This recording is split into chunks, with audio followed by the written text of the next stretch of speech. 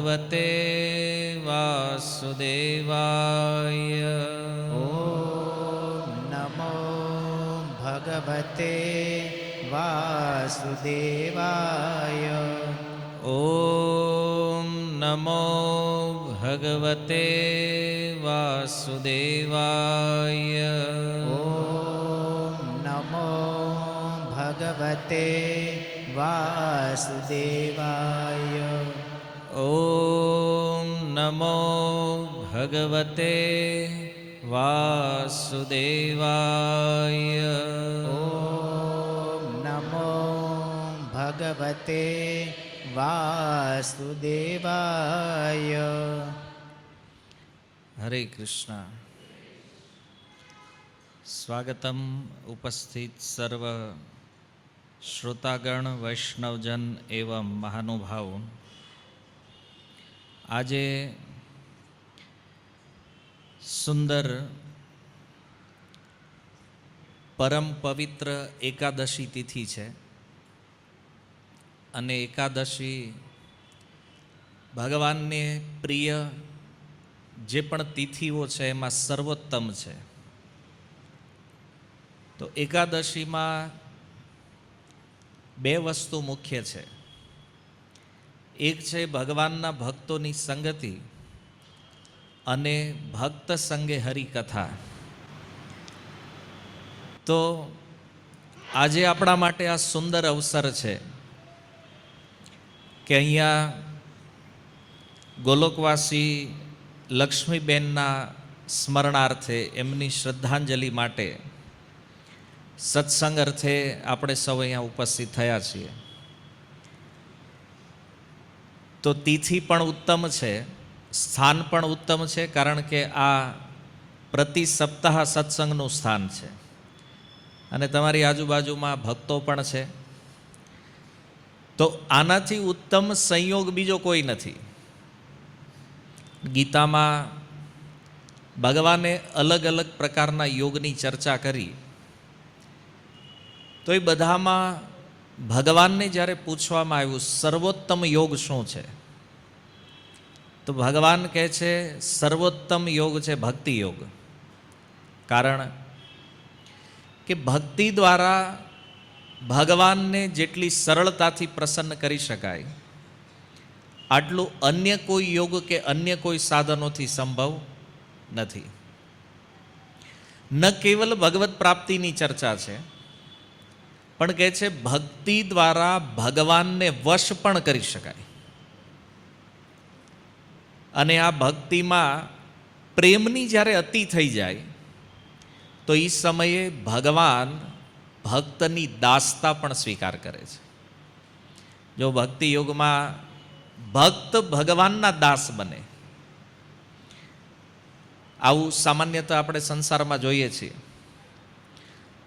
પણ આ ભક્તિ જ્યારે પ્રેમના સર્વોચ્ચ શિખર ઉપર હોય ત્યારે ભગવાન પોતાના ભક્તની દાસતા સ્વીકાર કરે છે.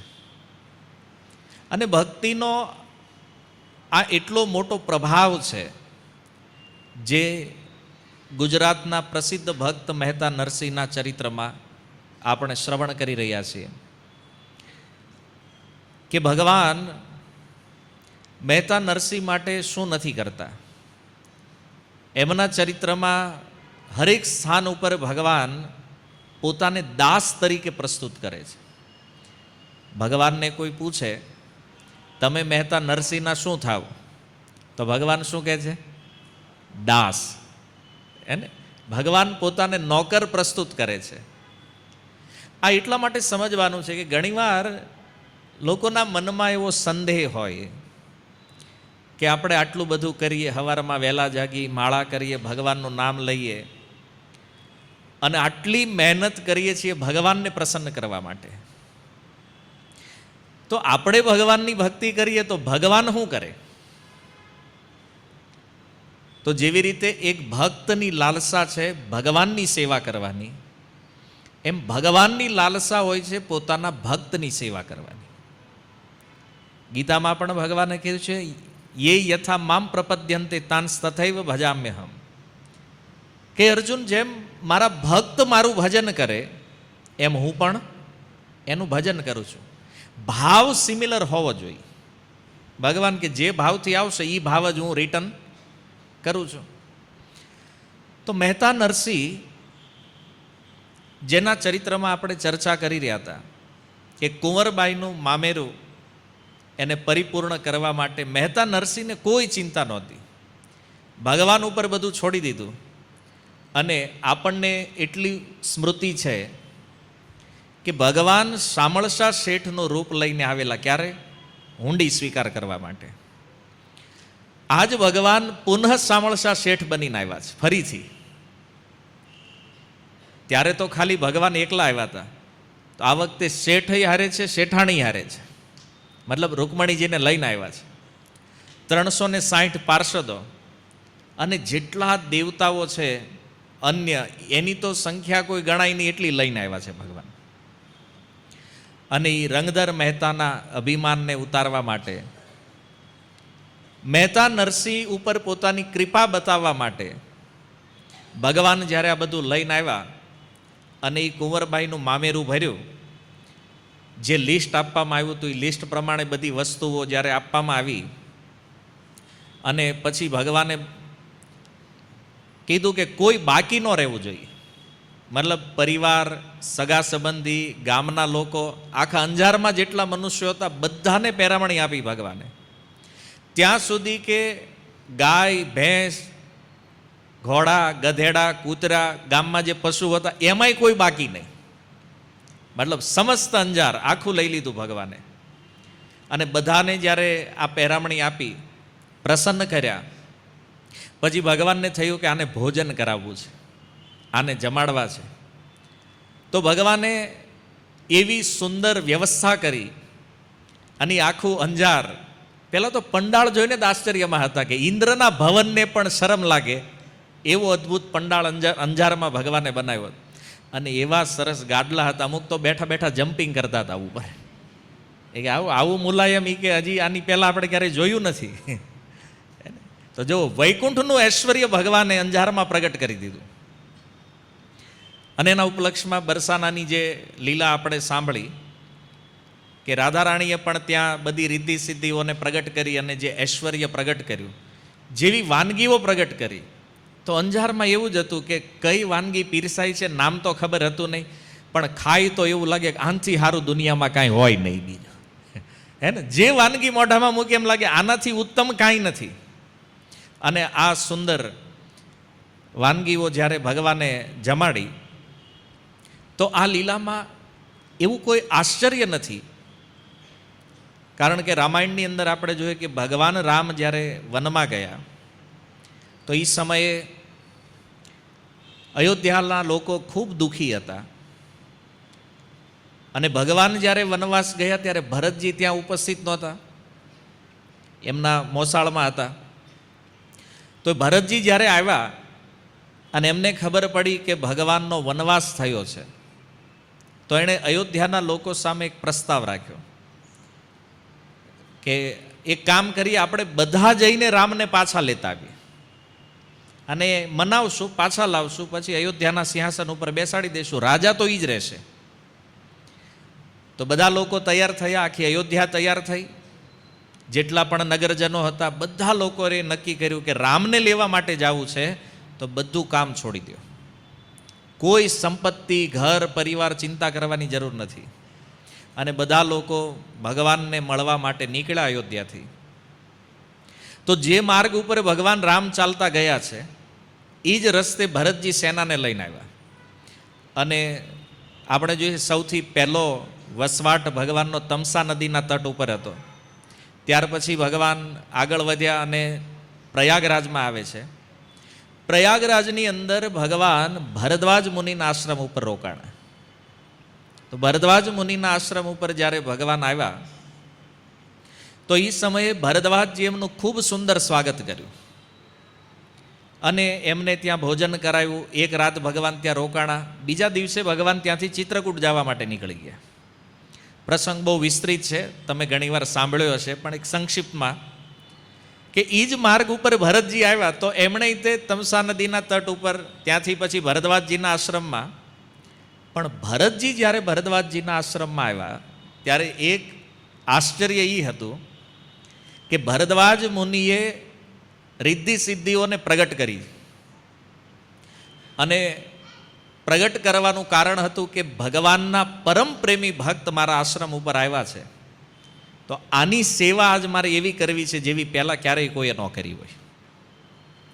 હવે જો ભરદ્વાજજી પોતે ઋષિ છે, સાધક છે, અને એની પાસે એવી સિદ્ધિ છે કે જેટલી પણ રિદ્ધિ સિદ્ધિ જે કાંઈ પ્રકારના ઐશ્વર્યો છે આ બધાને ઈ પ્રગટ કરી શકે છે.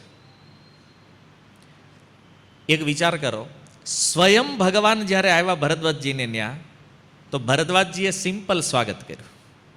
મતલબ નોર્મલી આપણે ત્યાં કોઈ આવતા હોય ને આપણે જેમ સ્વાગત કરીએ મોકલી દીધા. આજ ભગવાનના પ્રેમી ભરતજી આવ્યા છે તો એણે આ બધી સિદ્ધિઓને પ્રગટ કરી દીધી. તો મનમાં એક પ્રશ્ન થાય કે સાક્ષાત ભગવાન આવ્યા ત્યારે સ્વાગતમાં થોડી કમી છે, મતલબ નોર્મલી સ્વાગત કર્યું, અને આજ ભગવાનના ભક્ત મતલબ ભગવાનના પ્રેમી ભરતજી જ્યારે મળવા માટે આવ્યા તો ભરદ્વાજજી આટલી બધી સિદ્ધિઓ પ્રગટ કરી, આનું શું કારણ છે? તો પહેલી વસ્તુ તો એ છે કે ભરદ્વાજજી પોતે સાધુ છે અને એવા નિષ્કામ ભાવના સાધક છે કે આ સિદ્ધિઓ હોવા છતાં આજ સુધી એણે પોતાના માટે ક્યારેય આ સિદ્ધિઓનો પ્રયોગ કર્યો નથી. આખી રામાયણ તમે વાંચો, ચાહે વાલ્મીકી રામાયણ વાંચો કે રામચરિતમાનસ, ભરદ્વાજજીએ આમાંથી એક પણ સિદ્ધિ ક્યારેય પોતાના માટે નથી વાપરી. ભગવાન આવ્યા ત્યારે આનો પ્રયોગ નથી કર્યો.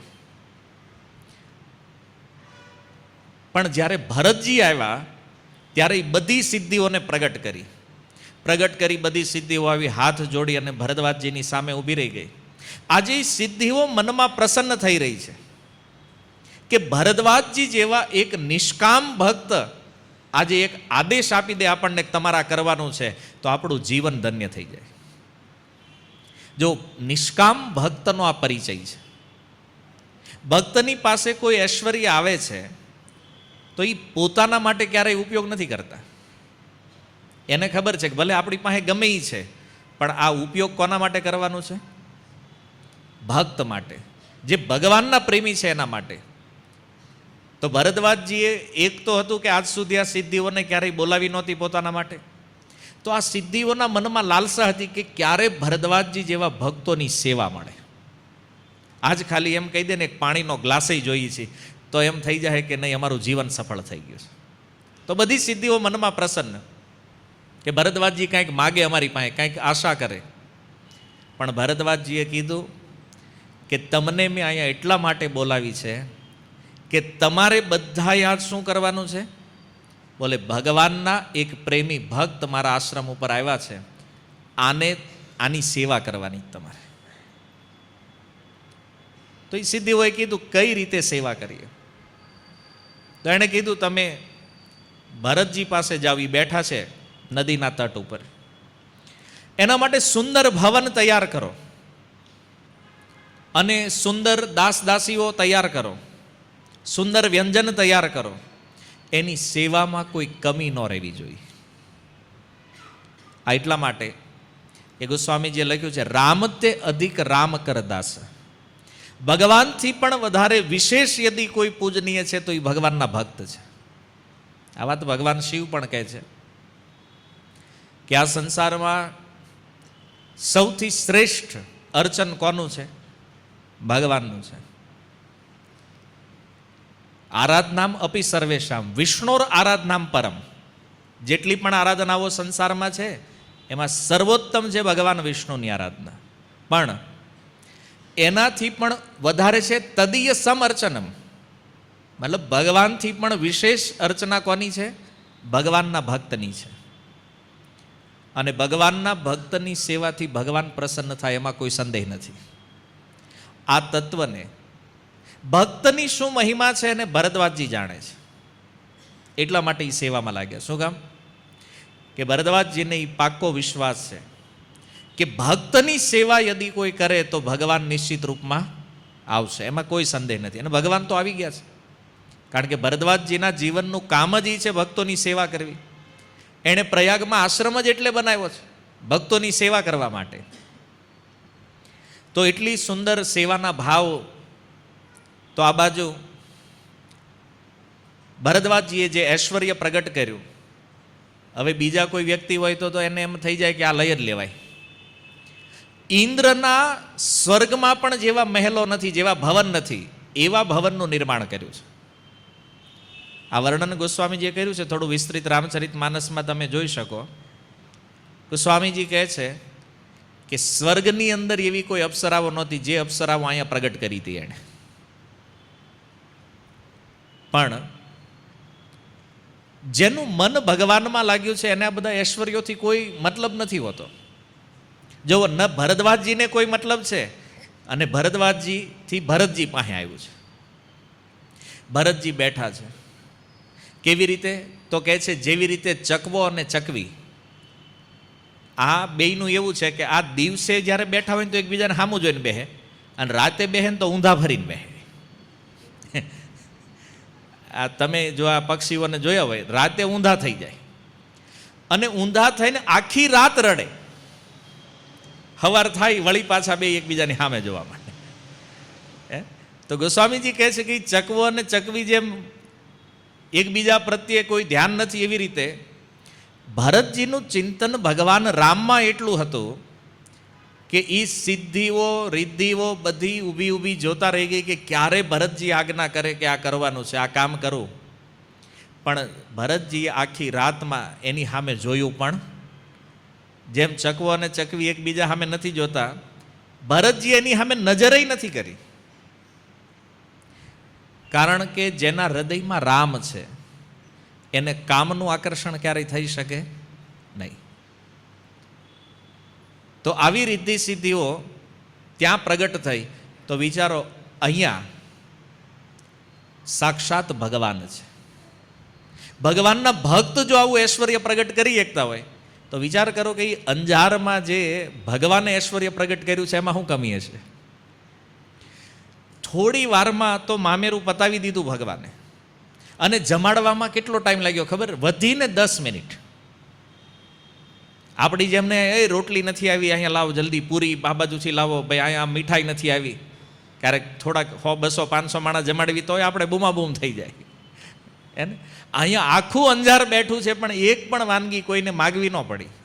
કારણ કે ભગવાન એટલા સેવકો લઈને આવ્યા હતા કે ઓલા માગે એ પહેલાં થાળીમાં હાજર થઈ જાય. તો આવી રીતે અદ્ભુત ઐશ્વર્ય ભગવાને પ્રગટ કર્યું. બધાને એ સોના ચાંદીના પાત્રો આપ્યા. અને શામળશા શેઠની મહિમા ગાતા ગાતા લોકો થાકતા નથી. પણ એને કોઈને ખબર નથી કે આ બધું ઐશ્વર્ય અહીંયા આવ્યું છે એનું કારણ તો મહેતા નરસિંહ છે. ભગવાન પણ અહીંયા આવ્યા છે, ભગવાને ઐશ્વર્ય પ્રગટ કર્યું એ મહેતા નરસિંહના કારણે છે. પણ એને તો બધાના મનમાં એમ હતું કે હવે ઠીક છે, આપણે જે મળ્યું છે એનો લાભ લ્યો. આટલું પ્રાપ્ત થયા પછી પણ મહેતા નરસિંહ પ્રત્યે કોઈ ખાસ શ્રદ્ધા ન થઈ. પણ શામળશા શેઠની વાહવા કરતા કરતા હારે થોડીક નરસિંહની વાહવા કરી લીધી. ના ના, બાકી વેવાય તો રેડી, વાંધો નથી લ્યો. આપણને એમ હતું કાંઈ નહીં આપે, ખાલી સાધુ સંતો હારે આંટા મારે છે. અને આ દુનિયામાં લોકોને ભ્રમ એવો છે જ પહેલેથી.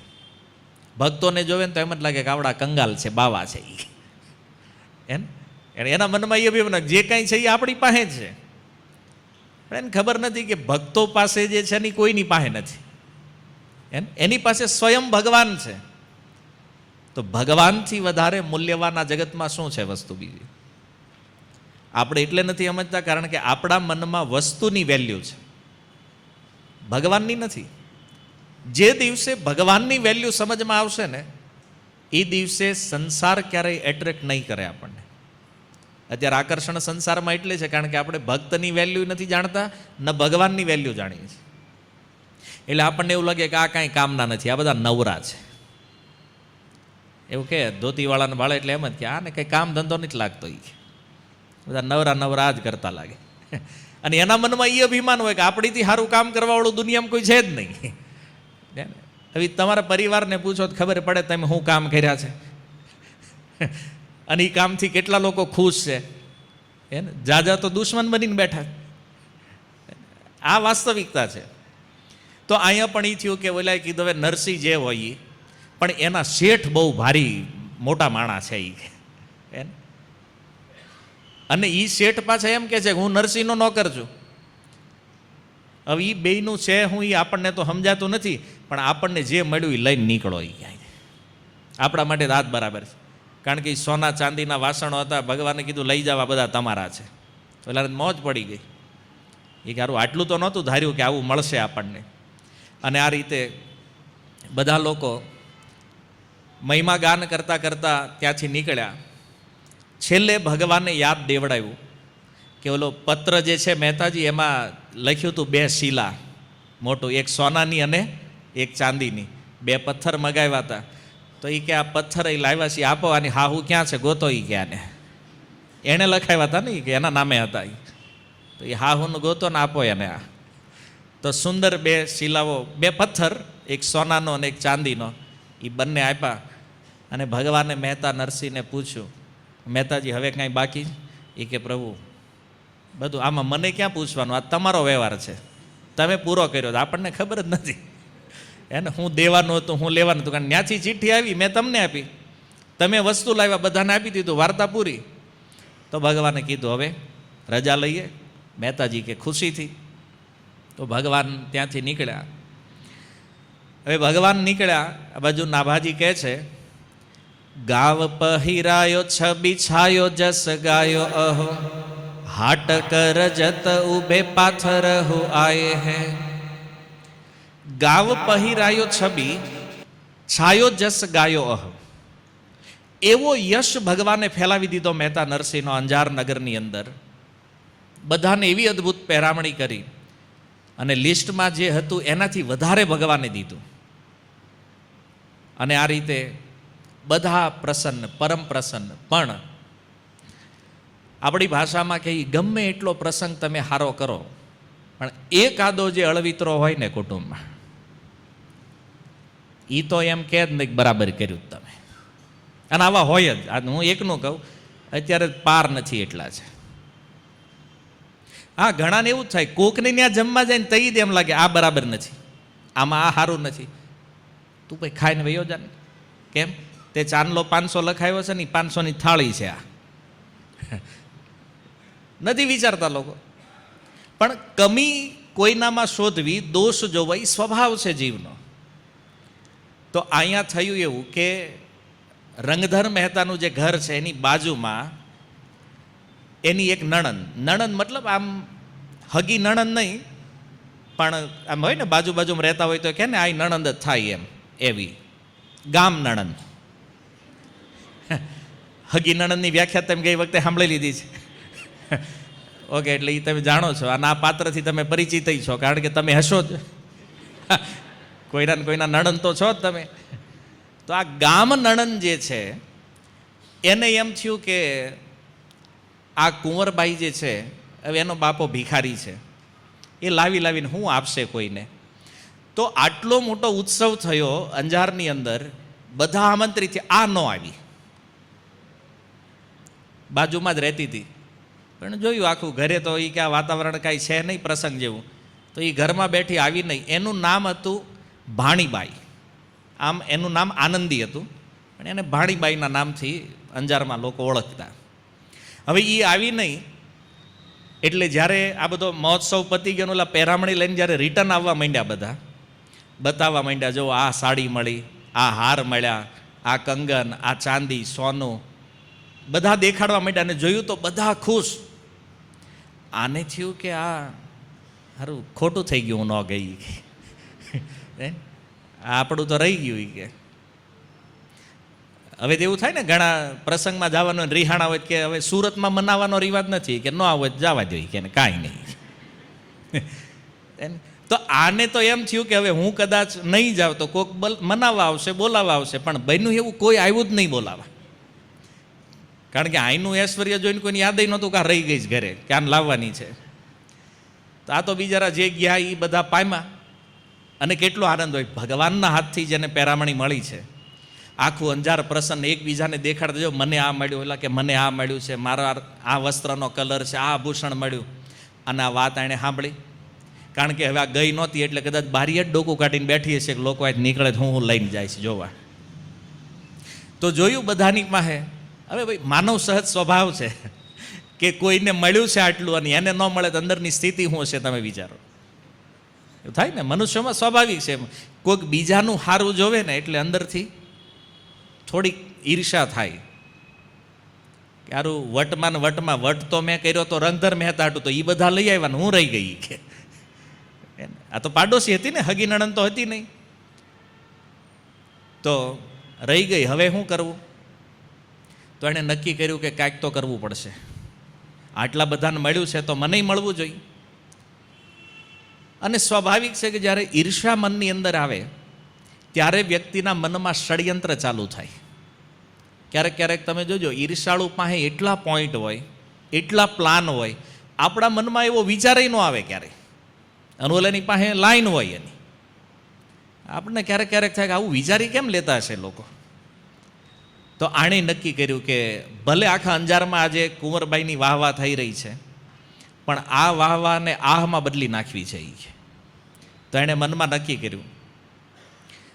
નાભાજી કહે છે, રહી ગઈ એક ભૂલે લિખિત અનેક જહાં, લે હોતા હી પાસ જાય સબ મિલી પાએ હૈ. કે છે રહી ગઈ એક ભૂલે લિખિત અનેક જહાં. હવે લિસ્ટ જ્યારે બન્યું તો ખબર નહીં બધા યાદ કરી કરીને લખાવતા હતા કે આ વ્યક્તિ છે, આ વ્યક્તિ છે. આ જ રહી ગઈ એક. પ્રસંગમાં એવું થાય ક્યારેક, આપણે બધાનું લિસ્ટ બનાવ્યું, આઘા આઘા હગા એ બધા આવી ગયા હોય, નજીકના રહી જાય ક્યારેક. એને પ્રસંગ વયો જાય પછી યાદ આવે કે યાદ રહી ગયા, ફઈ રહી ગયા છે, હવે અને કેમ મનાવાય એમ. અને એમાં જો ફુવા રહી ગયા તો ભાઈ અઘરું થઈ જાય. એને ફુવાનો કેસ અઘરો છે. તમે બધા જાણો છો મારી કરતાં સારું આ બધું લોક વ્યવહારને. તો રહી ગઈ આ લિસ્ટમાં આનું નામ નહોતું આવ્યું. કદાચ ભગવાનની જ યોજના હતી કે આને બાકી રાખવાની છે. તો લિસ્ટમાંય નામ નહીં, પેરામણીમાંય નહીં, ન્યાય કોઈને યાદ ન આવ્યું કે આ નણંદ એક નથી. હવે તમે જુઓ કે આ સંસારમાં લગભગ કોઈ ઘર એવું હશે કે જ્યાં દેરાણી જેઠાણીને બનતું હોય, બેયમાં પ્રેમ હોય. બાકી મોસ્ટ ઓફ ઘર એવા છે કે ત્યાં લડાઈ જ હોય, હે ને, એકબીજાનો વારો તારોનો વાદ વિવાદ. અને ઘર જુદા થવાના કારણોમાં પણ આ દેરાણી જેઠાણી છે. જોજો જે કાંઈ જુદા થયા છે એમાં મોસ્ટ ઓફ આનો રોલ જ હોય વધારે. તો આ બધું પ્રસિદ્ધ છે. હવે આ બધું જોયું કોણે? નરસિંહ મહેતાની નાની દીકરી જે છે એને. શું નામ હતું એનું? ભૂલી ગયા પાછા. રતન સેના. એ રતન સેનાએ જોયું કે આટલી બધી માથાકૂટ જો આ સંસારમાં હોય તો આપણે લગ્ન કરવા જ નથી. એણે એટલે જ પહેલે જ માંડી વાળ્યું કે આ મોટી બહેનનો સંસાર જોઈને લાગે છે કે આમાં જવા જેવું નથી. છે ને, ક્યારેક કોઈના પારિવારિક મેટરો જોઈને લાગે કે આ ધંધો ન કરાય, તોય કરે જ બધા. બધાને પોતપોતાના ઘરનો એક્સપિરિયન્સ છે. તો આણે તો નક્કી કર્યું કે આપણે વિવાહ કરવાના થતા નથી. કુંવરબાઈનો એવો યશ થયો. તો ઈર્ષાળુ વ્યક્તિ જે છે ને એને તમે ગમે એટલું સફાઈ આપો, એને ગમે એટલું સમજાવો, અરે બતાવી પણ દો તો એના સ્વભાવમાં ફેરફાર થવો અઘરો છે. અને અહીંયા એ થયું, નરસિંહ મહેતાએ આટલા ચમત્કારો બતાવ્યા, આટલો મોટો પ્રસંગ ઉજવાણો, તોય જે આ દેરાણી જેઠાણી હતી ને એના મનમાં હજી ક્લેશ હતો. એણે નક્કી કર્યું કે કાલ સુધી તો આને કોઈ પૂછતું નહોતું, આની કોઈ વેલ્યુ નહોતી, પણ જે પ્રમાણે આનો બાપો મામેરું કરીને ગયો છે, હવે લાગે છે કાલથી આપણને કોઈ નહીં પૂછે, કારણ કે વેલ્યુ તો આની થાય, આખા અંજારમાં પ્રસિદ્ધિ તો આની થવાની છે. તો એણે નક્કી કર્યું કાંઈક તો કરવું પડશે. અને મનમાં ને મનમાં બળીને એવી રાખ થઈ ગયેલી આ બેય. પણ જાહેરમાં તો કાંઈ બોલાય નહીં પ્રસંગમાં, પણ મનમાં એટલો ખાર હતો. અવસર શોધતી હતી, કાંઈક એવો પોઈન્ટ મળી જાય એકાદો તો આ કુંવરબાઈનો જે યશ ફેલાણો છે એને આપણે પાડી દઈએ નીચે. અને એમાં વિચાર કરતાં કરતાં ઘર બાજુ નીકળે એમાં ભાણીબાઈ મળી ગઈ એને. હવે એ જ્યારે મળી તો આની નજર એની સામે, એની નજર એની સામે, બેયની નજર જ્યારે મળી એટલે વગર કીધાના મનમાં ષડયંત્ર ગોઠવાઈ ગયું. એ કે આ તો ક્યાંય દેખાણી નહીં. તો બે આવી નજીક અને પૂછ્યું, એ કે તું નહોતી આવી? બોલે મને ક્યાં કોઈએ બોલાવી છે, અમને તો આમંત્રણ જ નથી આવ્યું. તો આ બેએ નક્કી કર્યું કે હાલો આનાથી સારો અવસર બીજો કાંઈ હોય નહીં, આ પોઈન્ટ સૌથી બેસ્ટ છે. તો એણે કીધું એક કામ કર, અમે અંદર આવી. બે આવી એના રૂમમાં અને બતાવ્યું, જો અમને આ આપ્યું, અમને આ આપ્યું, આ ઘરેણા આવ્યા, તને કાંઈ ન મળ્યું? એ કે પણ આમંત્રણ જ નહોતું, હું આવી જ નથી, મને શું મળે? એક કામ કર, તને નથી મળ્યું તો અમારે એને જ જોતું. એ હાલ અમારી હારે. લાવ્યા એને ઘરે લઈને આવી. ઘરે લઈને આવી અને કુંવરબાઈને કીધું કે જો આખા ગામને પેરામણી આપી છે અને આ તારી નણંદ છે, આને કાંઈ મળ્યું નથી તો આને કાંઈક દેવું પડશે. કુંવરબાઈ કે પણ હવે શું કરવું? એ કે હવે તો શેઠ વયા ગયા અને હમણાં મારા પિતાજી નીકળી જાહે, જે કાંઈ હતું એ બધું તો આપી દીધું છે, હવે કોઈ વસ્તુ બચી નથી. જો આને પજર રોગ કહે છે.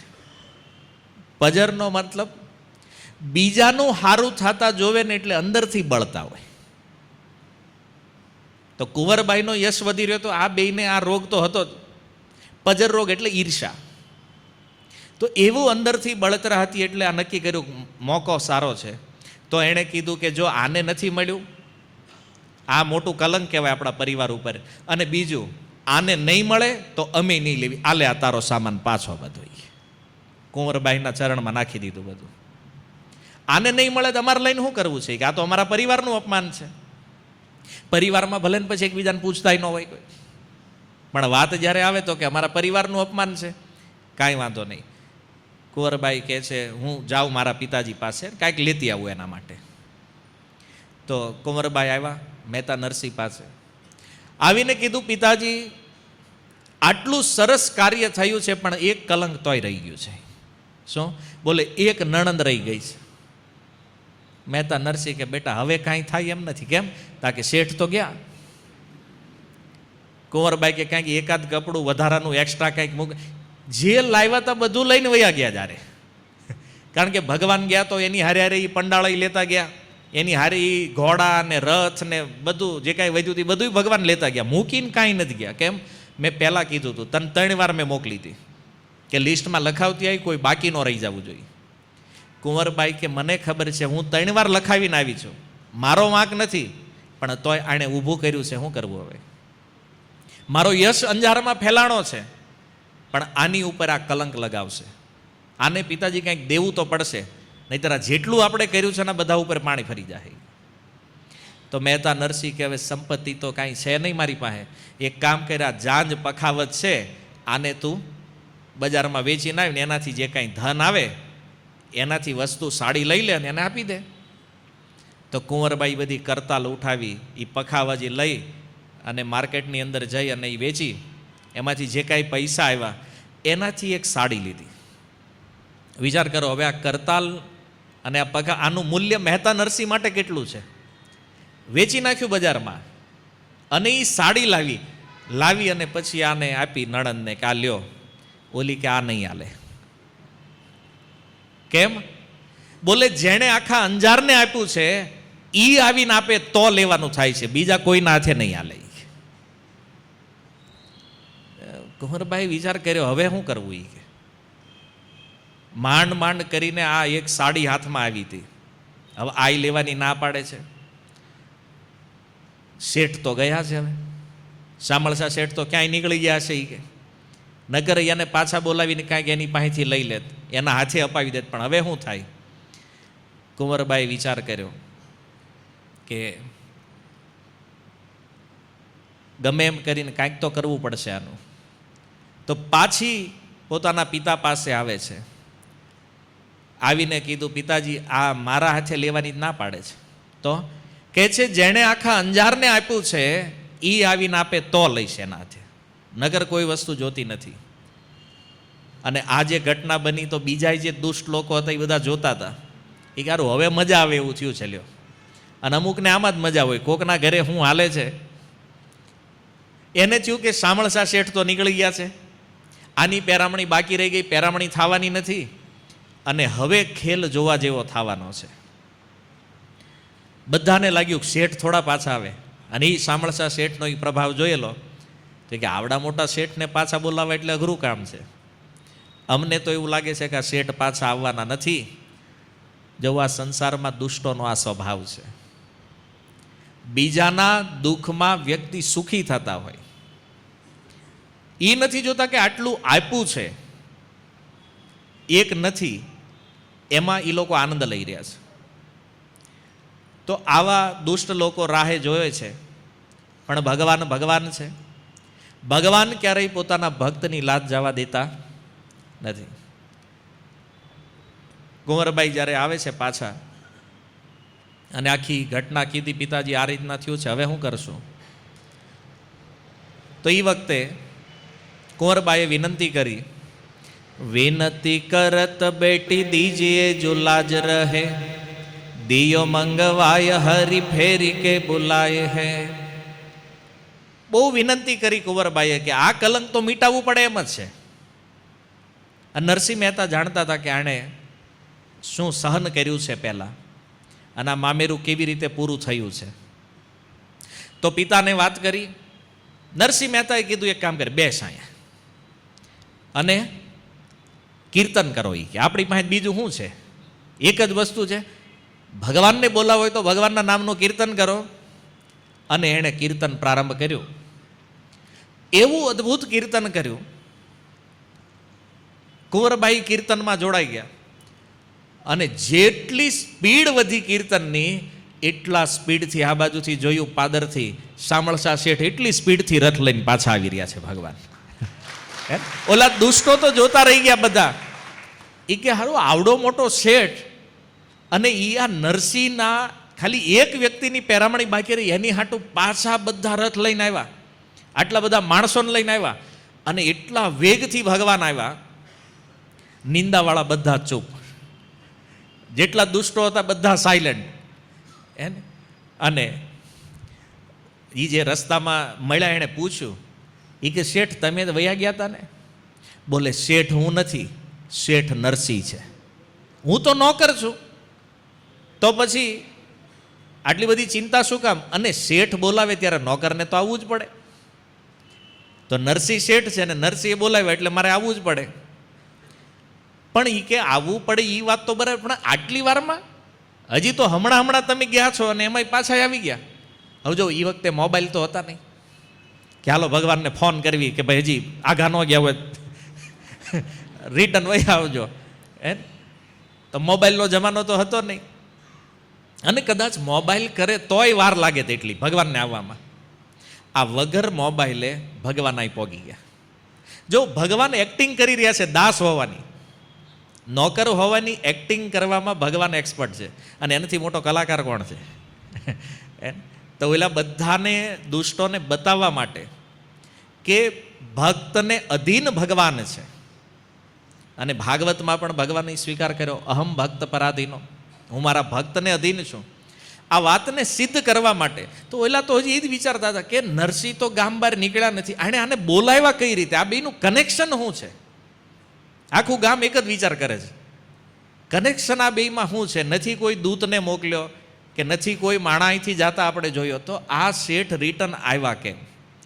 હવે એને કેમ ખબર પડે કે મોબાઈલથી પણ એક વસ્તુ ફાસ્ટ કામ કરે છે, અને એ શું છે? માન્યું તમે કોઈને ફોન કરો તો એટલું નંબર ડાયલ કરો એટલો ટાઈમ લાગે ને, આમાં એટલો ટાઈમ નથી. ભગવાનનું નામ અને ભગવાનનો નંબર જે છે ને એ મહામંત્ર છે, આ ભાવ યંત્ર છે. શું છે? હૃદયમાં ભાવ હોય તો ભગવાનને આવતા ક્યારેય વાર લાગતી, એને બોલાવા જવાની જરૂર નથી. તો ભક્તો કહે છે કે ભગવાનનો મોબાઈલ નંબર શું છે તમને ખબર છે? હા, ભગવાનનો મોબાઈલ નંબર છે 16 આંકડાનો છે. હરે કૃષ્ણ કૃષ્ણ કૃષ્ણ હરે હરે, હરે રામ રામ રામ હરે હરે. આ નંબર ડાયલ કરો એટલે એ આવે તરત. હરિનામ જે છે અને નામથી જે ભાવ પ્રગટ થયો છે, તો ભગવાનને કહે છે ભાવગ્રાહી જનાર્દન. ભગવાન ભાવથી બંધાયેલા છે. તો નરસિંહ મહેતાએ જેવું આ કીર્તન ચાલુ કર્યું, ત્યાંથી ભગવાનનો રથ યુટર્ન લઈ લે છે. ભગવાને ટર્ન, અને જેમ કીર્તનની સ્પીડ વધી એમ ભગવાનના, તો મોબાઈલથી પણ ફાસ્ટ છે ભાવયંત્ર છે. આ ભક્તોની ટેકનોલોજી છે. અને તમારો મોબાઈલ લાગે ક્યાં સુધી? ઇન્ડિયામાં રહેતો ઇન્ડિયા બહાર લગાડવો હોય બીજું રિચાર્જ કરવું પડે. વધી વધીને અમેરિકા તમે વાત કરીએ કહો. આ તો અનંત બ્રહ્માંડની પાર, વૈકુંઠ, ગોલોક, અયોધ્યા, જ્યાં લગાડવો હોય ત્યાં લાગે. હે ને? આટલું મોટું નેટવર્ક, અને પાછું ક્યારેય કવરેજ બહાર હોય એવું ન આવે. ક્યારેય બેટરી લો થઈ ગઈ છે નહીં લાગે એવું નહીં. એને એની ટાઈમ 24/7 એની ટાઈમ બસ ભગવાનનું સ્મરણ કરો, ભગવાન હાજર. તો આ ભાવયંત્ર દુષ્ટોને કેમ સમજમાં આવે? તો ભગવાન તો આવ્યા, અને આવ્યા તો કેવી રીતે? પાછા હાથ જોડીને હાલે જ ભગવાન. રથ તો બહાર ઊભો રાખ્યો અને આમ હાથ જોડીને હાલતા હાલતા આવ્યા, જ્યાં મહેતા નરસિંહ વાસ કરે છે ત્યાં અંદર જેવા આવ્યા, આવીને નરસિંહ મહેતાને કહે છે, નરસિંહજી બોલો ને પ્રભુ, યાદ કર્યા? નરસિંહ કે હા પ્રભુ. ભગવાન કે કેમ? બોલે એક ભાણીબાઈ આની નણંદ રહી ગઈ છે, પણ એ તમારા હાથે લેવા માગે છે. તમે જો આપો તો એ લે, નહીતર લેવા ના પાડે છે. ભગવાન કે એક કામ કરો, બેહો પાછા. બેહાર્યા. કુંવરબાઈને કીધું તું જા, જેટલા બાકી હોય ને હજી બધાને બોલાવતી આવી, હજી કોઈ રહી ગયા હોય તો હવે શામળશા શેઠને જોયા, કુંવરબાઈને વિશ્વાસ આવી ગયો કે હવે નહીં વાંધો આવે. તો કુંવરબાઈ ગયા ઘરે અને કીધું કે હાલો શામળશા શેઠ આવ્યા છે અને એના હાથે તમને આપશે. અને એના જે પરિવારજનો હતા એને કીધું કે હજી કોઈ બાકી હોય તો કહી દેજો પાછા. કારણ કે હવે લગભગ શેઠ પાછા આવે કે નહીં નક્કી નથી. અત્યારે આવી ગયા છે, તો જે બાકી હોય ને એક હારે આપણે પેરામણી આપી દઈએ બધાને. તો ભગવાને તે એટલી સુંદર દાસની એક્ટિંગ કરી રહ્યા છે. અને આ બાજુ જ્યારે કુંવરબાઈ એ નણંદને લઈને આવી, અરે બધા જોવા આવ્યા છે કે આને શું આપે છે હવે પાછા. તો શેઠ હતા, અરે શેઠાણી તો હતા જ, પણ દેવાનવાળો ભગવાને કીધું એક કામ કરો, રૂકમણીજીને કે આને તમે આપો. રૂકમણી કે હું એ જ કહેવા નથી, આને મને આપવા જોઈએ. એને શેઠાણી છે ને તો કારભાર મારી પાસે છે ને બધો, કે આને હું આપું છું. હવે રૂકમણી કોણ? સાક્ષાત લક્ષ્મીજી છે. એણે ખોલી દીધું ઐશ્વર્ય, અને એ નણંદને કીધું આમાં તું જેટલું લઈએ, જેટલું ઉપાડીએ એટલું ઉપાડ. બધાને જ ગણીને આપ્યું છે ને, કોઈને 5, કોઈને 10. તારા માટે સ્પેશિયલ આવ્યા છીએ ને, તારા માટે સ્પેશિયલ ઓફર છે. તું જેટલું ઉપાડીએ, જેટલું લઈ જઈએ, તારામાં ક્ષમતા હોય ને એટલું ઉપાડીએ. ઓલી કેટલું ઉપાડીએ કે કેટલું લઈએ કે બિચારી. તો લીધું, અને એને જ્યારે આપ્યું, વળી પાછા બધા ઓલા જોવાવાળા તો રેડી હતા, ઓડિયન્સ, આને કામ થઈ ગયું લ્યો. તો બીજાને કંઈ ભગવાને કમ નહોતું આપ્યું, એ માંડ માંડ ઉપાડીને જ લઈ ગયા હતા ઘરે બધા. તો એને થયું કે આ શેઠ કંઈક જાદુગર લાગે છે, આટલું આટલું લૂંટાવે છે પણ આને કાંઈ ખૂટે એમ જ નથી, કે આ કંઈક મોટો જાદુગર લાગે છે. પણ જુઓ, દુષ્ટોને સુધારવાની બહુ અઘરું છે. કારણ કે ઈર્ષા જેની અંદર ઘર કરી ગઈ છે, આના માટે તમે ગમે એ કરો. લગભગ કેસ એવું કહે છે કે આવા માણસ છે ને સુધરે નહીં. ઈર્ષા જેની અંદર આવી ગઈ છે ને, આને સુધારવું એ દુનિયાનું સૌથી અઘરું કામ છે. બાકી લોભીનો લોભ જાય, કામીનો કામ વયો જાય, ક્રોધી વ્યક્તિનો ક્રોધ જાય, એને આપણે મુક્ત કરીએ કે. પણ આ ઈર્ષા કાઢવીને આ બહુ અઘરું છે, સૌથી અઘરું કામ આ છે. આટલા ચમત્કાર થયા, છેલ્લે પાછા ભગવાન આવ્યા, તોય ઓલા જે દુષ્ટ હતા એ તો હજી એની જ પોઝિશનમાં છે. એને તો કોઈ મતલબ જ નથી કે આપણે કંઈક સુધારવાનું છે, કે હવે આપણે સમજી જવું જોઈએ. ઈર્ષા જતી નથી. જેવી રીતે મહાભારતની અંદર પ્રસિદ્ધ પ્રસંગ છે આ. ભગવાન સ્વયં સંધિદૂત બનીને ગયા સમજાવવા માટે દુર્યોધન ઇત્યાદિ કૌરવોને. વિચાર કરો, સાક્ષાત ભગવાન સંધિદૂત બનીને ગયા, ન સુધર્યા, માનવા તૈયાર નથી દુર્યોધન. તમે વિચાર કરો, વિશ્વરૂપ દર્શન કરાવ્યું ભગવાને દુર્યોધનને. અર્જુનને તો પછી કુરુક્ષેત્રમાં બતાવ્યું, પહેલા આને બતાવ્યું હસ્તિનાપુરમાં, તોય માનવા તૈયાર નહીં. ધૃતરાષ્ટ્રને બતાવ્યું, આંધળો હતો તોય માનવા તૈયાર નહીં. આટલા ચમત્કારો ભગવાને બતાવ્યા પછી તે કૌરવો માન્યા નહીં. કારણ કે આ ચંડાળ ચોકડી એવી હતી. એક દુર્યોધન, દુશાસન, શકુની અને કર્ણ, આ એવા દુષ્ટ હતા ચારે કે માની લો દુર્યોધનનું મન થોડુંક કદાચ માનવા તૈયારી થાય ને તો ઓલા ત્રણ ના પડે, આ નથી કરવાનું, રહેવા દો. ક્યારેક કર્ણ ઢીલો પડે તો દુર્યોધન કહી દે નહીં, આ નથી કરવાનું. એવા એકબીજાના સપોર્ટર, આ ઈર્ષાળુ, છેલ્લે સુધી ન માન્યા. અને અંતે કુરુક્ષેત્રમાં 100 ભાઈઓ આ શકુની અને કર્ણ સહિત મૃત્યુને પ્રાપ્ત થઈ ગયા. તો ઈર્ષાળુઓનો છેલ્લો દંડ તો આ જ છે, મૃત્યુદંડ. પણ આ બાજુ ઈર્ષા એવી ઘર કરી ગઈ અંદર, લોકો બોલવા માંડ્યા. જે દરવાજામાં ઊભા હતા બધા ગામ લોકો, એમાંથી આ દુષ્ટો જે હતા એણે કીધું કે હા જોયો, હવે બહુ મોટો શેઠ છે.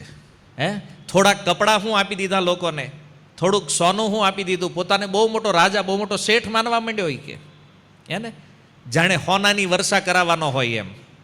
હવે જુઓ, સાક્ષાત ભગવાનની સામે ડાયરેક્ટ સાક્ષાત ભગવાનનો અપરાધ.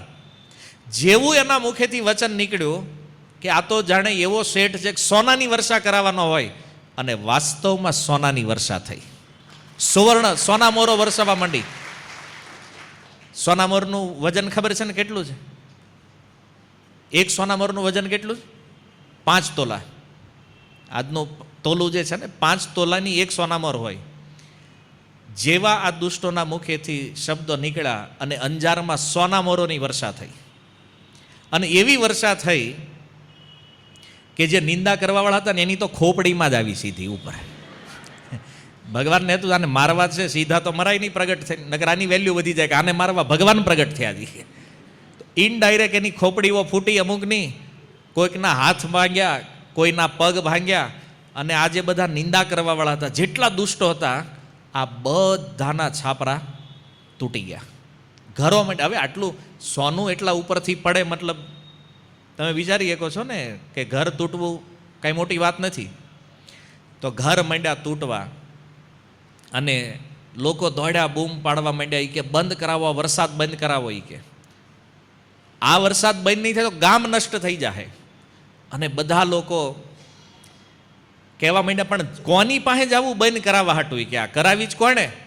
બોલે જેનો અપરાધ કર્યો છે ને અહીંયા, કારણ કે ગામમાં ડાયા હોય ને અમુક, તો એણે સલાહ આપી જેનો અપરાધ કર્યો છે ને એના ચરણમાં જઈને ક્ષમા યાચના કરો, એની પાસે જઈને. કેમ? એના સિવાય આપણો ઉદ્ધાર થાય એમ નથી. તો બધાએ સાંભળશા શેઠના પગ પકડ્યા, મહારાજ ગમે એ કરો, વર્ષા બંધ કરાવો, નહીંતર અમારું ગામ નષ્ટ થઈ જાય. ભગવાન કે એ બંધ નહીં થાય. કારણ કે ભગવાનનો એક સ્વભાવ છે ને, ભગવાન જોવે છે કે મારો કોઈ અપરાધ કરે, ભગવાનને કોઈ મતલબ નથી એને કોઈ ગાળો આપી દે, કોઈ ગમે એ કહી દે. પણ એ કે મારા ભક્તને હેરાન કરવામાં તમે કાંઈ બાકી રાખ્યું નથી, તો દંડ તો તમારે ભોગવવો પડશે. તો ભગવાને તો એ તો દાસના રૂપમાં હતા, નાટક કરતા હતા. તો ભગવાને કીધું ભાઈ હું તો નોકર છું, શેઠ તો નરસિંહ છે. તો ભગવાનને મૂકો પડતા ગયા. મહેતા નરસિંહના પગ પકડે, ગમે એ કરો, વર્ષા બંધ કરાવો એ કે તમે. મહેતા નરસિંહે ભગવાનની સામે જોયું, ભગવાનને કીધું પ્રભુ આ બંધ કરો, નકર આમાં કાંઈકનું નહીં થવાનું, આ ગામ કાલ હતું નહોતું થઈ જાય કે આખું. અને મહેતા નરસિંહના કહેવાથી ભગવાને વર્ષા બંધ કરાવી. આ ઘટના બની શક સંવંત 1481 માઘ શુક્લ સપ્તમીને રવિવારના દિવસે આ સુવર્ણમરોની વર્ષા અંજારમાં થયેલી. ગોસ્વામીજીએ ટાઈમ પણ નોટ કર્યો છે આનો, કયા દિવસે આ ઘટના બની છે. નહીંતર આ અત્યારે કોઈના મનમાં સોનાની વર્ષા આવી ગઈ, કાંઈક તો માપે હોવું જોઈએ ભાઈ. આપણી કળિયુગી બુદ્ધિ છે ને, તો આપણે તો એ જ વિચારવાના છે એને, ક્યારું સોનાની વર્ષા. અને તમે વિચાર કરો, જે ભગવાને ચમત્કાર બતાવ્યા, આખા અંજારે જોયા, તોય માનવા તૈયાર નથી. આપણે ખાલી સાંભળીને માની લેવો. આપણી બુદ્ધિ, આ ભક્ત હોય તો કદાચ માની લે, બાકી અભક્તોને ગળે ઉતરવું બહુ અઘરું છે. તો ગોસ્વામીજીએ તિથિ લખીને આપી છે. શક સંવંત જે કેલેન્ડર આપણું ચાલે 1481, માઘ શુક્લ સપ્તમીને રવિવારના દિવસે ભગવાને આ ઘટના ત્યાં પરિપૂર્ણ કરી, આ વર્ષા કરાવી. અને આનું એક બીજું પ્રમાણ છે, અંજારના જે વર્તમાન ઇતિહાસકારો જે છે, અથવા આની પહેલાંની પેઢીમાં જે ઇતિહાસકારો હતા, સત્ય ઘટના છે કે થોડા સમય પહેલાં અંજારની અંદર જ્યારે ખોદકામ કર્યું તો એ જ સોના મોરો નીકળી હતી ત્યાંથી. આજે નીકળે છે, હજી અંજારમાં કહે છે ખોદકામ કરે તો આજે પણ આ સોના મોરો દેખાય છે, ઘણીવાર નીકળે છે જમીનમાંથી. કારણ કોઈ ઇતિહાસકાર કહે છે કે જ્યારે એ સોનાની વર્ષા થઈ, ઓયલાને હજી હાથ પગ ભાંગ્યા તૂટ્યા, એટલામાં ભગવાનને પ્રાર્થના કરી કે હવે આ વર્ષા બંધ કરો. આટલી વારમાં 56 કરોડથી વધારે સુવર્ણ મુદ્રાઓનો વરસાદ થઈ ગયો અંજારમાં. અને કોઈ ભક્તોનું કહેવું એવું છે કે આને ગણે કોણ, મતલબ અનંત મોહરોની વર્ષા થઈ ગઈ હતી. અને આ રીતે ભગવાને એટલી સોનામોર વર્ષાવી, જેવી રીતે દ્રૌપદીની સાડી જ્યારે આ દુશાસન ખેંચી રહ્યો હતો અને એ સમયે ભગવાને વસ્ત્ર અવતાર લઈ અને દ્રૌપદી માટે એવી એક અનંત, મતલબ જેનો કોઈ અંત નથી એવી સાડી ભગવાને પ્રગટ કરી. અને તમને ખબર છે સાડીની વિશેષતા શું હતી? જે સાડી દ્રૌપદી માટે ભગવાને પ્રગટ કરી, એ સાડીમાંથી પ્રકાશ નીકળતો અને સુગંધ આવતી એમાંથી. જે દ્રૌપદી માટે સાડી ભગવાને પ્રગટ કરી, અને આવી સાડી આવી છતાં આ દુષ્ટોની આંખ ખુલી નહીં કે આ ભગવાન સિવાય બીજું કોઈ નગર. કોઈ સાડી જોઈશે જેમાંથી પ્રકાશ નીકળતો હોય? તમારી 2-3 પેઢી જીવતી હોય, 4 પેઢી, એને પૂછજો કે આવી સાડી હતી ક્યારે કે એમાંથી લાઇટ નીકળતી, પ્રકાશ આવતો હોય? આવું તો વસ્ત્ર જોયું નથી. દ્રૌપદી માટે આવી સાડી ભગવાને પ્રગટ કરી. જો આ લાઇટ છે ને, આ લાઇટ ઉપર કપડું છે, એમાંથી પ્રકાશ આવે તે કેટલું ચમકે છે. આવી સાડી ચમકતી હતી જે દ્રૌપદી માટે ભગવાન લાવ્યા. અને સુગંધિત, એમાંથી સુગંધ પણ એવી અદ્ભુત હતી. તોય આ દુષ્ટ કૌરવોને ખબર ન પડી કે ભગવાન કૃષ્ણ પ્રગટ થઈ ચૂક્યા છે. ભગવાન વસ્ત્રના રૂપમાં પ્રગટ છે.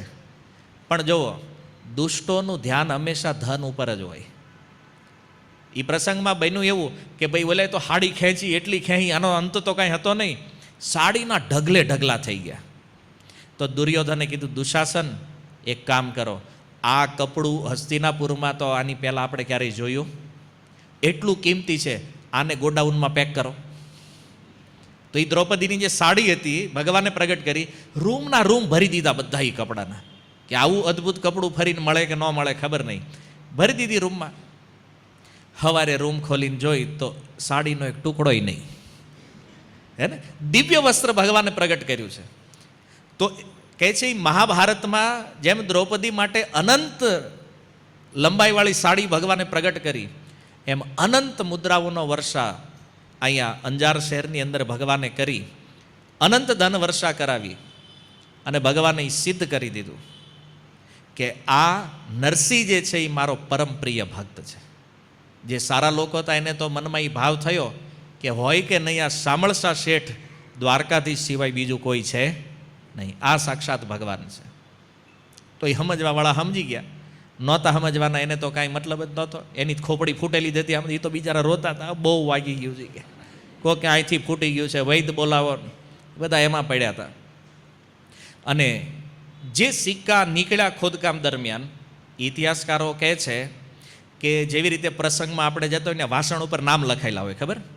તમે કોઈના પ્રસંગમાં ગયા હોય, મામેરામ ગયા ને તમને કોઈ ડબ્બો આપ્યો, તેમાં લખ્યું હોય કે ભાઈ છગનભાઈ મગનભાઈ તરફથી ભેટ, આના લગ્ન પ્રસંગે મામેરામાં ભેટ, આવું બધું લખાવે ને વાસણ ઉપર. તો આજે સોનામોરો નીકળી એની ઉપર લખ્યું હતું, જેવી રીતે નામ હોય ને, માનો આ પંખો હોય તો એમાં નામ લખાવે કે ભાઈ આ પંખો આના પ્રસંગમાં ભેટ આપે. કોઈ ઘડિયાળ આપે તો એમાં નામ લખાવે.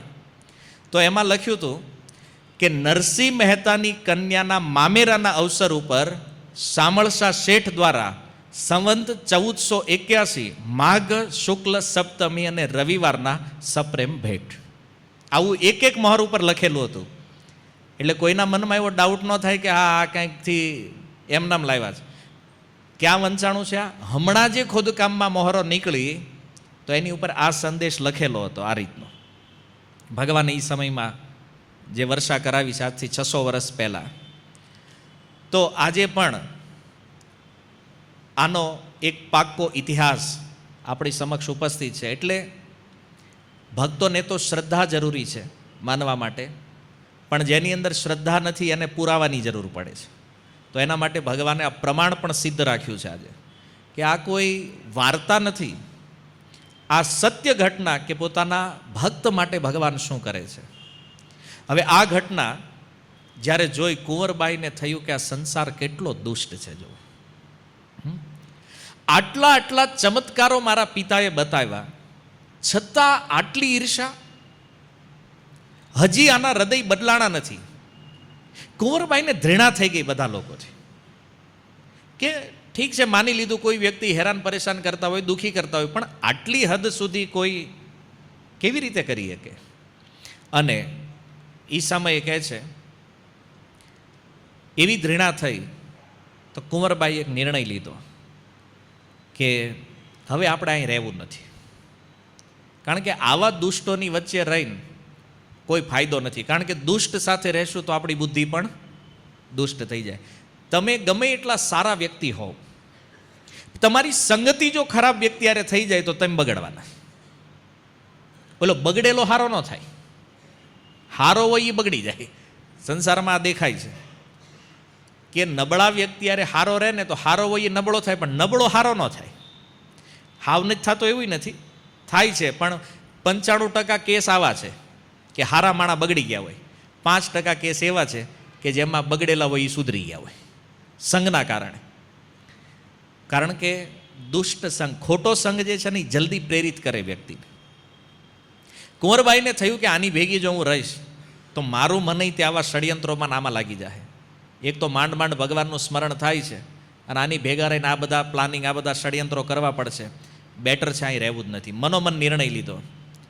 અંગન સમાત સુતા તાત કી નિરખી રંગ, સંગ ચલી આઈ પતિ આદિ બિસરાય હે. કે જે અંગ ન સમાત સુતા તાત કી નિરખી રંગ, રંગનો અર્થ છે પ્રભાવ. મારા પિતાનો આટલો પ્રભાવ જોયા પછી પણ આ લોકોના હૃદયમાં જો કોઈ ફરક નથી પડ્યો તો અહીંયા રહેવું નથી. સંગ ચલી આયે પતિ આદિ વિસરાય હે. પતિનો ત્યાગ કર્યો ને પતિની હારે એના સંબંધી જેટલા હતા બધાનો તત્કાલ ત્યાગ કરી દીધો. અને હવે શામળશા શેઠ કે રજા લઉં? મહેતાજી કે બાકી નથી ને કોઈ? હવે બાકી હોય તો આ બધું પડ્યું છે લઈ લે, વીણી લે, આમાં જેને જોતું હવે તમે રજા લ્યો પ્રભુ. ભગવાન ત્યાંથી વિદાય થયા. આ બાજુ મહેતા નરસિંહ કહે છે કે હવે મારે વિદાય લેવી છે, કારણ કે અહીં રહેવું તો ખબર નહીં હજી કેટલી ઘટનાઓ બનશે આવી. તો મહેતાએ કીધું, દીકરી અમે વિદાય લઈ. એ પાછી બળદગાડી તૈયાર કરી. કઈ? જે ઓલા બનાવી દીધી હતી. કોણે? ભગવાનની નામ શું હતું ભગવાનનું? ગાડી રિપેર કરી. ગજબ શ્રોતા છો યાર તમે, હે ને? આગળ આગળ કથા જે વાહેનું બધું ભૂલતા જાઓ છો તમે. કિસના બઢાઈ, શું નામ હતું? એ ભગવાન જ હતા. ગાડી જે રિપેર કરીને બનાવી હતી ને એકદમ એરોપ્લેન જેવી, તો એ જ ગાડી મહેતાએ તૈયાર કરી. બધા સાધુ સંતો બેઠા, મહેતા નરસિંહ બેઠા.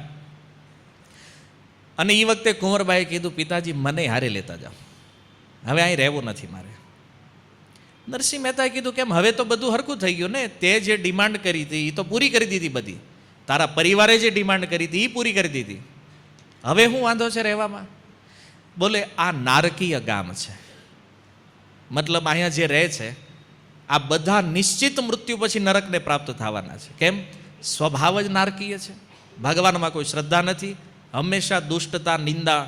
એટલે અહીંયા મારે રહેવું નથી. તમે મને હારે આવવાની રજા આપો. હવે મારું મન સંસારમાં છે જ નહીં. મહેતા નરસિંહે વિચાર કર્યો 2 ક્ષણ. હું વિચાર્યું એ ખબર નથી, પણ મહેતાએ કીધું, બેહી જા ગાડીમાં. મહેતાએ એ જોયું કે દીકરીમાં પણ હવે ભક્તિનો રંગ પૂર્ણ રૂપે દેખાઈ રહ્યો છે. આ પણ ભગવાનની પૂરી. હવે આટલા ચમત્કાર જોયા પછી કોને વિશ્વાસ નહીં આવે? તો મહેતાએ કીધું ઓકે બેહી જા ગાડીમાં. કુંવરબાઈને બેહાર્યા. મહેતાએ વિચાર એ કર્યો કે આ દીકરી ભક્ત છે અને અભક્તોની વચ્ચે આ રહી કે નહીં.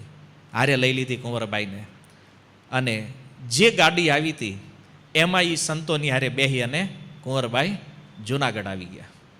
એક દીકરી તો પહેલેથી છે જ ઘરે, અને આ બંને બહેનો પછી ઇતિહાસકારો કહે છે કે જ્યાં સુધી એનું જીવન રહ્યું ત્યાં સુધી બે જુનાગઢમાં જ રહી અને ત્યાં જ ભજન કરીને એણે જીવન પરિપૂર્ણ કર્યું. તો જ્યારે એ નીકળી ગઈ, પણ આખા અંજારમાં કોઈની હિંમત નહોતી કુંવરબાઈને પૂછે કે તું કેમ ગાડામાં બેઠી છો, હું કામ જા છો, કેમ? કારણ કે નરસિંહ મહેતાનો આ છેલ્લો ચમત્કાર જે જોયો પછી તો કોઈની હિંમત નહોતી નરસિંહને કાંઈ પૂછે, રોકવાની તો વાત જ નહોતી. તો એક વસ્તુ થઈ કે હાલો બહારવાળા ન રોકે એ તો સમજ્યા, પણ કમસે કમ ઘરવાળા, સસરા, પતિ આ તો કહે ને ભાઈ ક્યાં જાય છો તું, પિતાને હારે હું કામ જાય છે? તો એ સમયે રંગધર મહેતા જે છે એને પૂછવાની હિંમત ન થઈ, અને પતિ તો ખબર નહીં ક્યાં આટા મારતા હતા. સસરાએ વિચાર કર્યો કે એના પિતાને ત્યાં જાય છે તો આપણે રોકવાની જરૂર નથી. હું કામ? અત્યારે થોડો પિતામાં પ્રેમ થયો છે તો ભલે જાય, અને જેવી પાછી આવશે તો પાછી કંઈક ધન લઈને આવશે. બોલો, આના મનમાં હજી આ જ પ્લાનિંગ હાલે છે. માણા દુષ્ટ તો હોય, ખરાબ તો હોય, પણ કંઈક લિમિટ હોય ને, લેવલ હોય ને, કંઈક લાલચ પૂરી થતી નથી. અત્યારે વર્તમાન સમયમાં ઘણા પરિવારોમાં આવી સમસ્યાઓ છે. કોઈ દીકરી આવે તો એના પિતાના ઘરેથી પછી એને એમ જ અહીંયા ફોર્સ કર્યા કરે, એટલું લેતી આવીને, આ લેતી આવીને, ઓલું લેતી આવીને. અને આના કારણે આજે પણ ક્યારેક ક્યારેક સ્ત્રીઓ આત્મહત્યા કરી લે છે. કેમ? કારણ કે અમુક અમુક એવા ઘર હોય ને કે ખબર નથી, એની લાલચ ક્યારેય પૂરી થતી નથી. ક્યાં તો ક્યારેક એમ થાય કે એને કમાવાની તેવડ નહીં હોય તો એ જે પત્ની છે એના પિતાને ત્યાંથી મગાવે. પણ સસરાની લાલચે બેઠવાવાળા લોકો આજેય છે આ કળિયુગમાં, કે ભાઈ ત્યાંથી જેટલું આવે એટલું ઉઠાવી લ્યો બસ. પણ ગુજરાતમાં બહુ ઓછું દેખાય, પણ આમ તમે ઉત્તરમાં જાઓ તો આ સમસ્યા આજે બહુ ખતરનાક છે. ત્યાંય તે દહેજ પ્રથા, ઓલા આપી દે બિચારા તોય કે હવે 4 વ્હીલ જોઈને, 2 વ્હીલ જોઈને, ફ્રીજ જોઈને, એસી જોઈને કમાઈને લ્યો. તો એમ નહીં, ડિમાન્ડ. તો અહીંયા આની લાલચ તો પૂરી થાય એમ નહોતી, એટલે એને થયું કે ભલે જાય, જવા દો, કે રોકતા નહીં. કેમ? આટલું દીધું છે, વળી પાછી આવશે તો કાંઈક પાછું લઈને આવશે.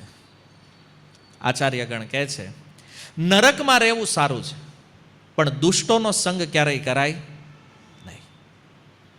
તમે કહો નરક સારું છે, કેમ? કારણ કે નરકમાં કોઈ જાય ને તો ન્યાયનું શુદ્ધિકરણ થાય. જે પાપ કર્યા હોય, જે કાંઈ ખોટા કામ થયા હોય તો એ નરક જવાથી એનું શુદ્ધિકરણ, ન્યામાણા સુધરે. પણ દુષ્ટોનો સંગ કોઈ કરે તો એની પાસે શું શીખે? નિંદા. માની લો કોઈ નિંદા કરવા વાળાનો સંગ તમે કર્યો, તમે એની પાસે શીખો હું? એ જ શીખવાડશે ને જે એની પાસે છે. એટલા માટે કહે છે કે નરક તો શુદ્ધ કરે છે, પણ આ દુષ્ટો જે છે ને એ આપણને બગાડી નાખે છે. એવી પંચાયત કરે ગામની, તમને ન મજા આવતી હોય ને તોય તમને એમાં રસ લગાવી દે, તમે પાછા એમાં લાગી જાઓ. એટલા માટે આચાર્યો કહે છે એકવાર નરકમાં રહેવું સારું, પણ દુષ્ટના સંગમાં રહેવું સારું નથી. કેટલો ભયાનક! અને ભક્તો તો ડરે આનાથી, અને મૂર્ખ હોય ને એ સામેથી જાય. એને ભક્તો જ્યાં પગ મૂકતા બીવે ત્યાં આ દુષ્ટ લોકો, મૂર્ખ લોકો સામેથી વયા જાય. એમાં એને મજા આવતી હોય. તો સ્વામીજી કહે છે પતિ વિસરાય, બધાને ભૂલી ગઈ.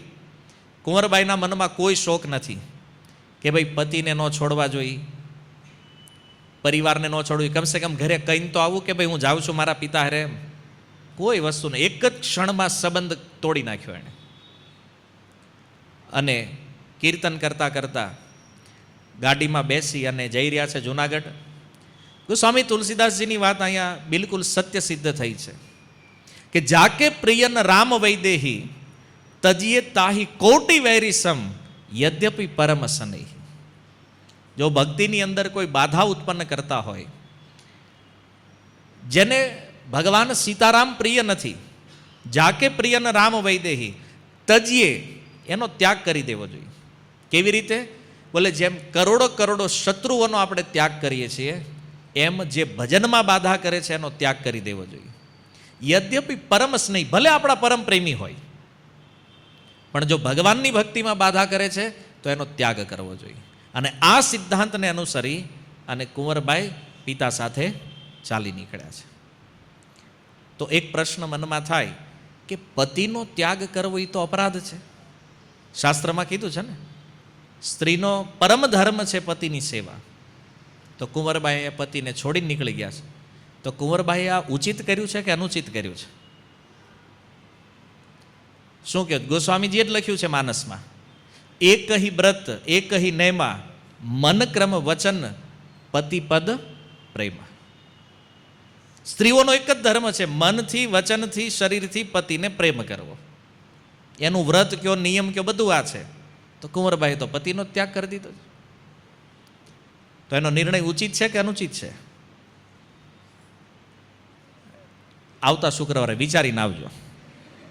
આવતા શુક્રવારે હું પૂછીશ એણે કર્યું બરાબર છે કે નથી બરાબર. જો બરાબર છે તો કેમ, એનું કારણ હોવું જોઈએ. અને નથી બરાબર કર્યું તો કેમ, એનું કારણ હોવું જોઈએ. બરાબર? હરે કૃષ્ણ. શીલ પ્રભુપાદ કી. નિતાય ગૌર પ્રેમાનંદે.